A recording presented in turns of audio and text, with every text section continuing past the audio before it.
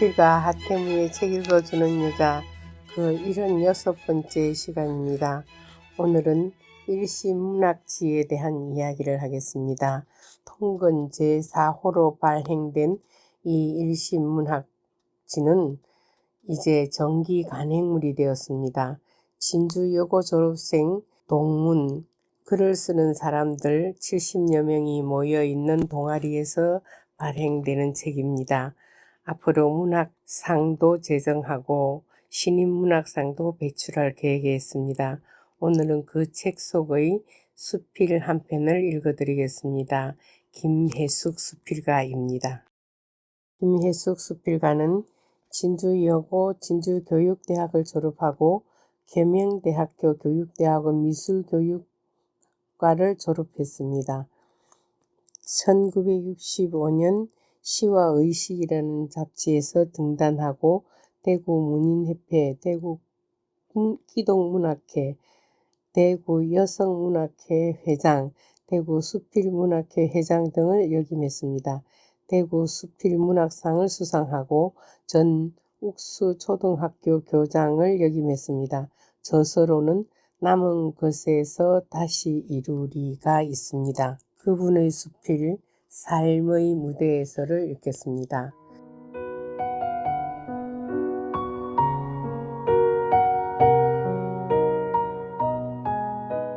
삶의 무대에서 김혜숙. 나의 고향인 진주 출신의 선배 한 분이 인생 80을 정리하면서 진주는 천리길이라는 수필집을 발간하시고 내게 보내주셨다. 철학을 전공하신 분인데 그 이야기는 청산유수같이 전개되었다. 20대 젊은 시절의 이야기도 생생하게 어제의 일처럼 그려놓으셨다. 가끔 진주 사투리를 그대로 사용하셔서 읽을 때 웃음이 나올 때도 있고 또 작은 부분이나마 기억이 겹치는 장면도 있어서 더 정감이 갔다. 그 선생님의 책에 소개되었던 60여 년 전의 진주의 풍경이 기억 속에서 호출되었다. 진주 정유소 앞에 매일 행선지를 외치면서 호객을 하던 아저씨 이야기를 하는 장면이 떠올랐다. 내가 초등학교 때 등교하는 길에 경전여객 정유소의 버스 앞에서 아침부터 한 아저씨가 큰 소리로 외치는 하만산청 아니 거창 하던 리듬을 타며 불러대는 특유의 고성이 생각나서 웃었다. 질풍노도의 젊은 시절 이야기를 글로 들여다보면 누구나 이런 시절이 다 있다고 하는 것을 느끼며 공감하였다. 책을 읽으면서 죽음에 대한 고민도 젊은 시절은 한 번은 부딪힌다고 생각하며 나의 젊은 시절을 회상하기도 하였다.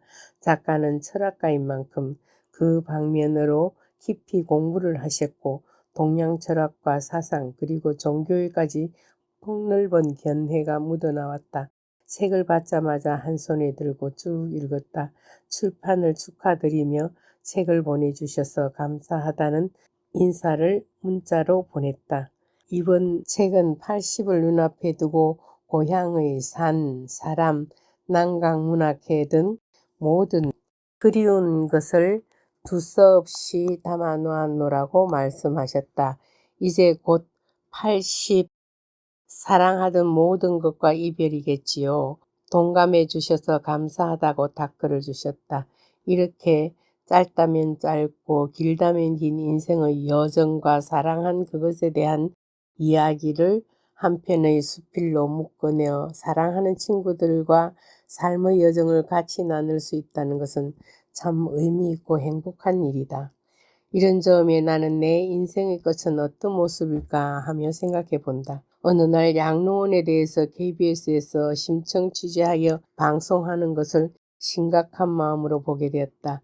마지막을 기다리는 노인들이 침대 하나만을 의지한 채 견딜 만큼 견디다가 이 세상과 마지막 작별한다. 삶의 무대에서 퇴장하게 될 때 나의 모습은 어떤 모습일까 깊이 생각하였다. 이 세상 자연의 집으로 세상에 와서 그 일부인 사람으로 살아가다가 어느 순간에 혼자서 이 모든 익숙한 것들과 작별해야 한다는 사실에 갑자기 쓸쓸하고 외롭다. 나는 외롭기가 정말 싫은데 떠날 때는 그럴 수밖에 없겠다는 생각을 한다. 나는 천국의 소망을 가진 그리스도인이다. 그곳으로 건너간 후의 일은 걱정이 안 되는데 이 세상에서의 마지막 모습이 걱정이 됐다. 내 생각이 있는 한 깨끗하고 우아하게 존재하다가 가고 싶었다. 이곳 삶의 작품을 다 완성하고 끝날 때 내 성품과 인품을 지키며 나를 아는 사람들과 작별을 하고 싶다. 비가 많이 오는 여름날에 친구들과 근교의 나들이를 계획했다가 코스를 바꾸어 대구 미술관으로 관람하러 들어갔다. 코로나 때문에 앱을 전화기에 깔고 QR코드를 확인받고 입장하였다. 몇 가지 기획전을 하고 있었다. 초대전을 하는 젊은 작가의 오브제를 전시하였는데 이성과 저성 사이의 제목으로 작은 나무 조각으로 만든 사람들의 군상이 전시되어 있었다. 같이 간 친구들은 한참 동안 감상을 하고 그 공간에 관하여 이야기를 나눈다. 저성과 이성 사이에 대하여 평소에는 생각도 못하고 살았는데 이처럼 비가 억수로 내리는 미술관에 와서 머리가 받친 듯한 충격으로 저성과 이성 사이의 어떤 공간이 있을까에 대하여 생각하였다. 다행히 나 혼자가 아니라 4명의 친구와 함께 인간적이면서도 철학적인 고뇌를 털어놓았다. 죽음의 복에 대하여 화두를 돌렸다. 하루하루를 잘 꾸려나가면서 고결하고 욕심없는 모습으로 짜는 듯 자연스럽게 가고 싶다고 한다. 나도 그렇다. 평안하게 조용히 하느님 계신 곳으로 입성하고 싶은 희망을 품는다. 나이가 들어 자연스럽게 찾아오는 사유의 모티브이다. 하루는 하느님으로부터 받은 선물로 생각하고 살아보면 문제도 죽을 만큼 심각한 것도 좀 가벼워지게 될 것이고 때로는 하루를 가볍게 보낸 데 대한 보람도 느끼며 하나님께 감사의 기도를 드리게 될 것이다. 성경에서는 모든 죽음이 불행이고 죄에 대한 벌이라고 말하지 않는다. 수명을 다하고 자연스럽게 죽는 것은 하느님의 창조 질서에 속하며 당연한 진리이다. 장수를 누리는 것은 복이라고 하지만 나이 들어 자연스럽게 작별하는 것은 안방에서 또 다른 방으로 옮겨가는 그것만큼 축복이며 인생의 마지막으로 연출되는 아름다운 작품이다. 하느님이 나에게 주시는 만큼의 세월을 받고 순종하면서 의미 있게 살아가다 자연스럽게 그의 세계에 들어가는 아름다운 전경일이라 믿으며 기도드린다.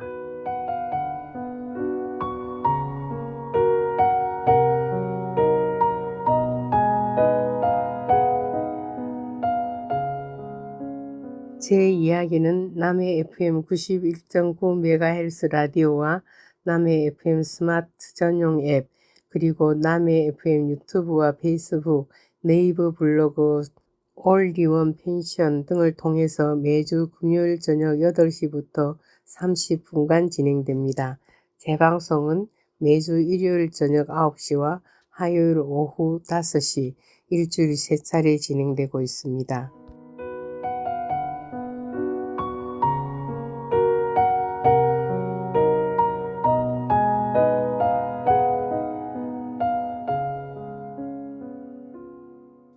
무려 1년을 계획하여 스위스 주변 10개국을 한 달 열흘 동안 세 부부가 가이드도 없는 유럽 여행을 하였습니다.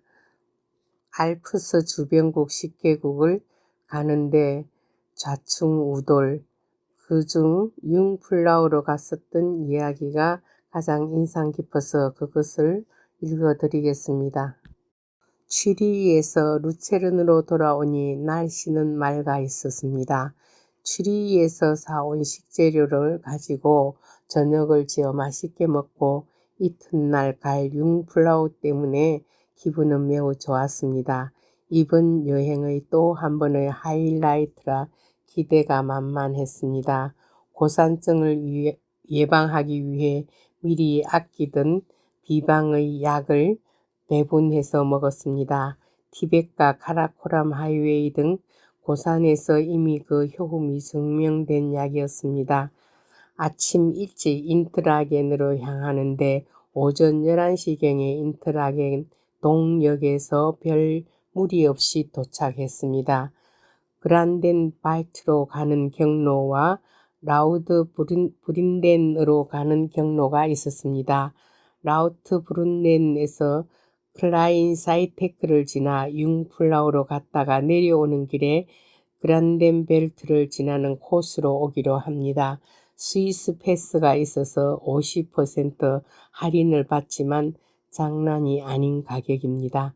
그것도 라우트브룬덴까지만 가능하다고 합니다. 그 표를 사흘 동안 끊어야 VIP 티켓을 할인하여 살 수 있다고 합니다. 다음 날 쉴트호른까지 가려면 선택의 여지가 없습니다. 그림 엽서 같은 풍경을 지나 하얀 눈을 얻고 있는 산줄기와 스위스의 아름다운 초원과 집, 그리고 계곡의 숲과 나무 숲을 구경하느라 정신이 혼미할 지경입니다. 한참을 가면 어느새 멋진 풍경은 없고 컴컴한 터널 속을 한 50분간 달립니다. 해발 고도 2865m의 아이그반트 역에서는 아이그 북벽의 1800m 아래쪽에 있는 그란덴발트까지 내려다볼 수 있습니다. 그리고 아이그 북벽 아이스미어 역 3160고지의 약 3분간 정차합니다. 전망용 창이 있어 사람들이 우르르 내려 창밖 경치를 구경합니다. 남들이 내리면 우리도 따라 내려가 보아야만 합니다. 기차 안에서는 여러 나라 말로 융프라우를 소개하는데 열차 한 칸을 다 쓴 노란 풍선 팀들 때문인지 한국말 서비스도 있지 않습니다. 우리는 한국 사람이라고 노란 풍선 팀이 탄 칸에 갔다가 쫓겨났습니다. 그들의 전용 칸이라고 말했습니다. 한국 참 많이 발전했습니다. 이젠 한글로 환영합니다 란 문구가 쓰여 있지를 않나. 한국어로 관광지를 설명하지를 않나. 국력은 신장되고 볼 것이고 개인이든 나라든 부자가 되고 볼 일입니다. 그게 얼마나 삶의 질을 높여주고 있는지는 사실은 문제이지만 말입니다. 융플라우로 오르는 산악철도 스토리는 눈물겹습니다. 여기저기서 찾아본 자료들을 공부했습니다.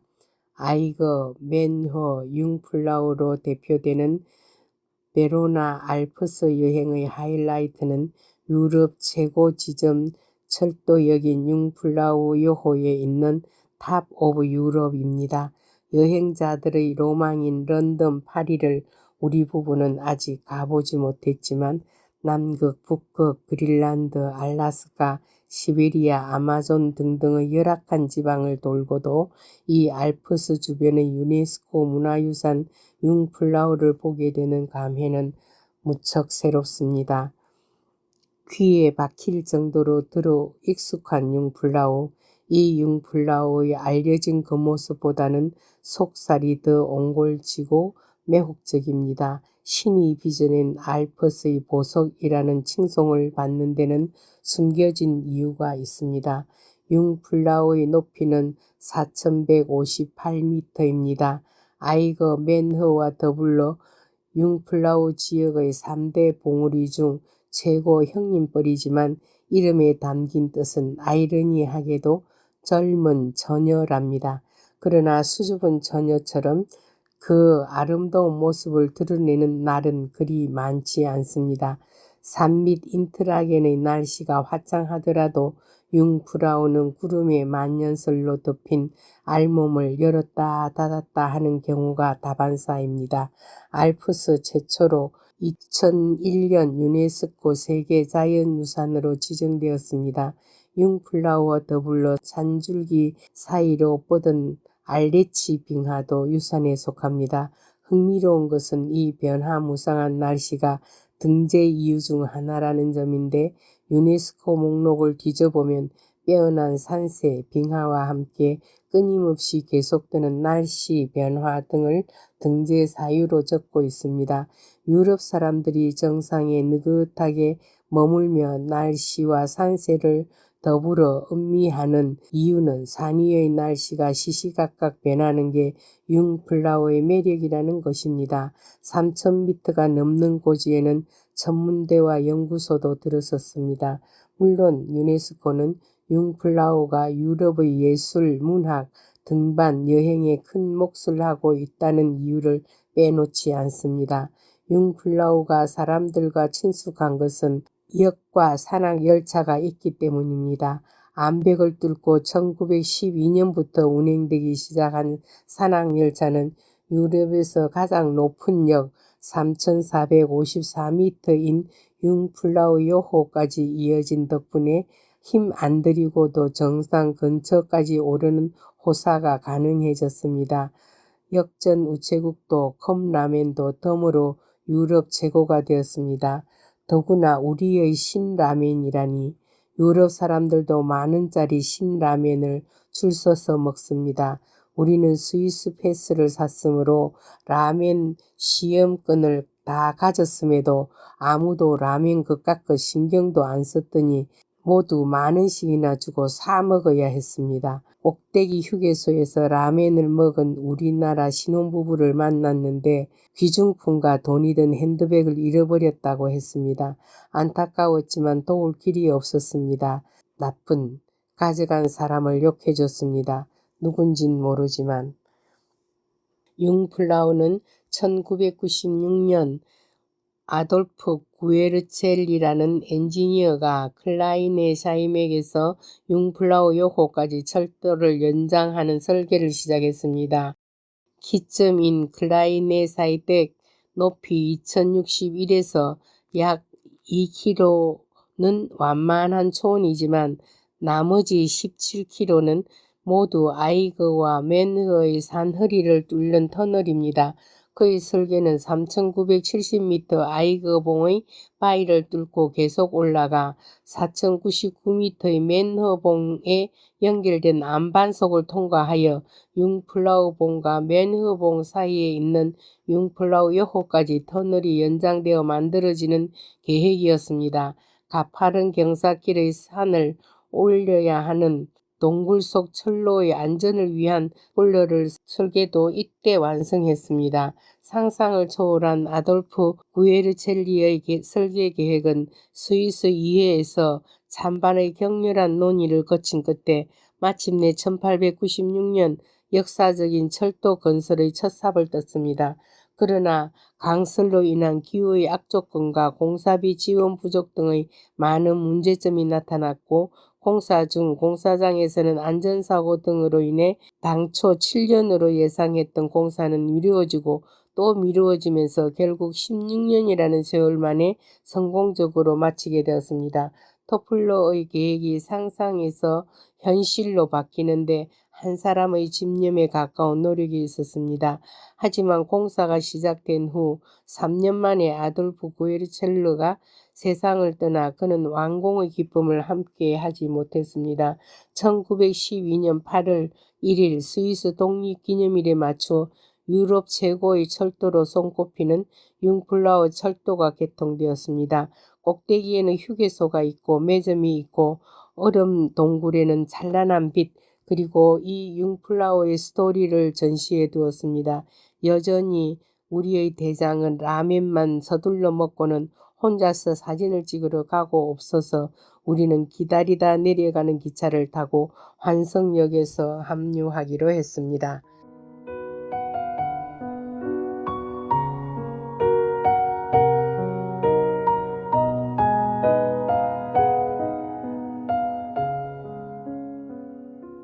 빙하이백 하태무 억겁을 엉겨붙은 얼음도 녹아 초록 호수를 만들고 단단한 빙벽과 바위를 쪼아 자연과 인간이 교감한다. 너를 알고 싶어 너를 오르고 너의 속을 걷고 너의 가슴속 이야기를 듣고 싶어 푸른 하늘과 맞닿은 자리, 하얀 얼음 지천인 눈밭에 발자국 하나 디딜 수 없는 쌩쌩 부는 바람. 젊은 처녀는 풀어진 가슴 한 자락도 들여다볼 수 없게 만드네. 쓸쓸히 혼자 걷는 얼음 동굴에서 마음도 꽁꽁 온다.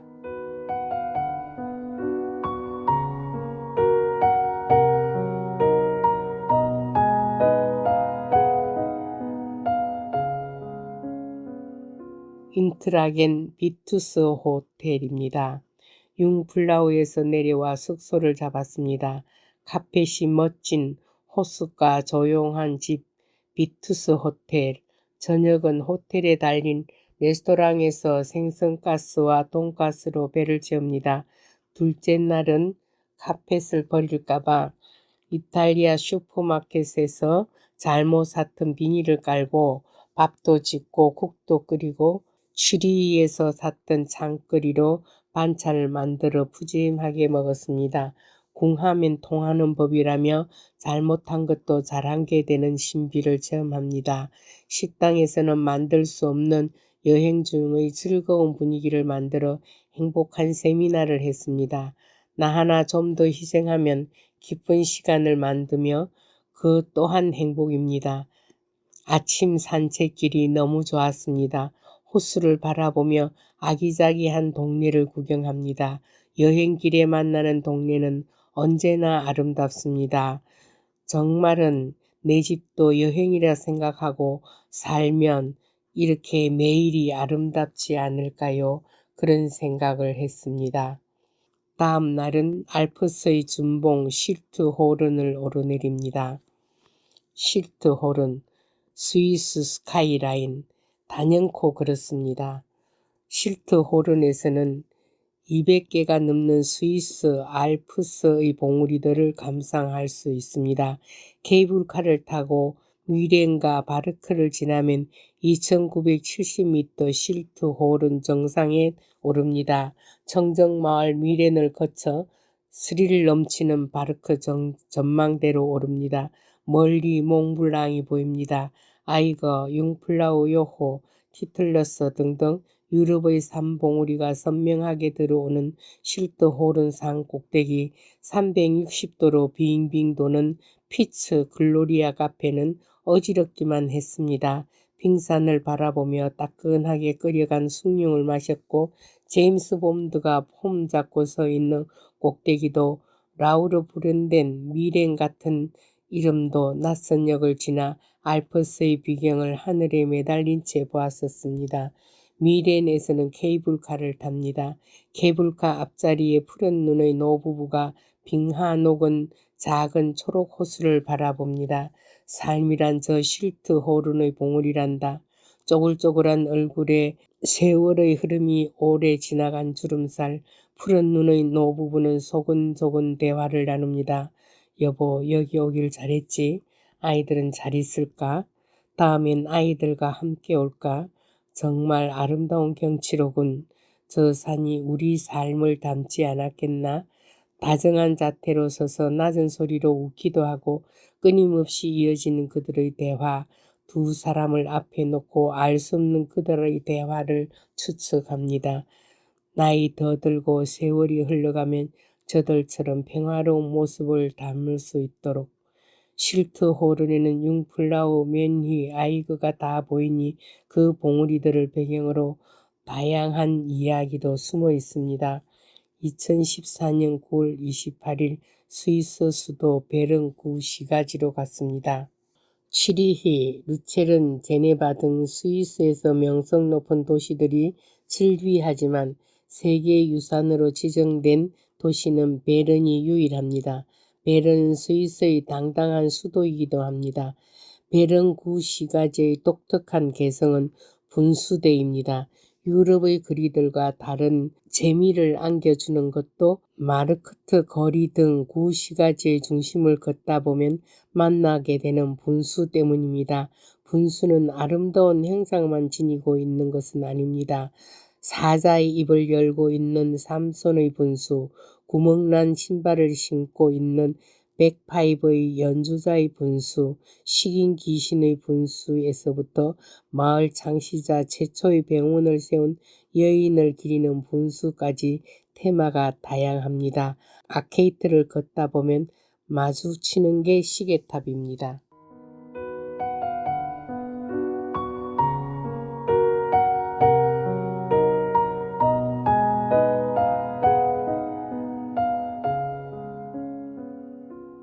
들려드리는 노래는 9월이 오면 빌리본 악단 영화 컴 셉템버에서 록 허드슨과 지나 롤로 브리지다가 열연한 주제곡입니다.